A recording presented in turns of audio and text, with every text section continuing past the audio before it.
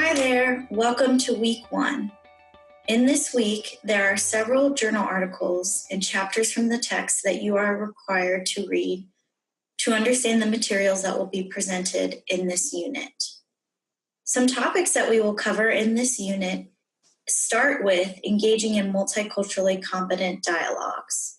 And how do we, as a class, create a safe space so that everyone can feel as if they can share their opinions and be heard in this class. I will cover some common feelings that come up with the material and how we can deal with those feelings in a way that we can continue to empathically learn from each other. We will also be talking about some of the values of the dominant culture in this week. This is specifically related to the United States of America and the culture that dominates our everyday lives.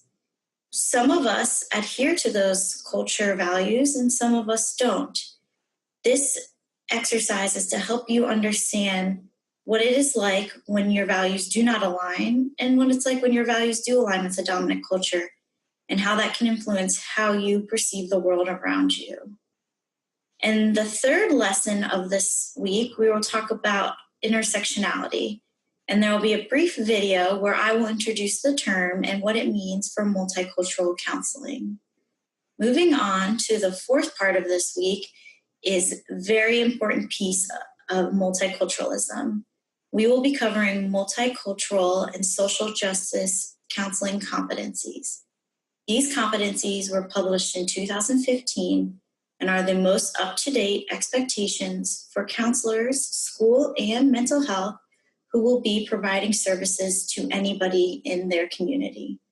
It is very important for your learning to become familiar with these competencies because you are expected to subscribe and follow these competencies to be considered a competent multicultural counselor.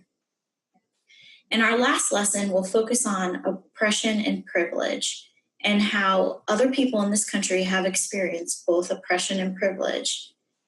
At the end of the lesson, you will be asked to review how oppression and privilege has influenced your life. This is a great opportunity for you to take a moment of reflection to think about how you have been oppressed and how you have experienced privilege. For those of us who have experienced a lot of privilege in our life, my piece for you to think about is how you will use your privilege and your experience of privilege to help those clients who do not experience a lot of privilege in their life. It is helpful to think about how you can use the knowledge that you have from being privileged to help those underserved communities and underserved populations in your area.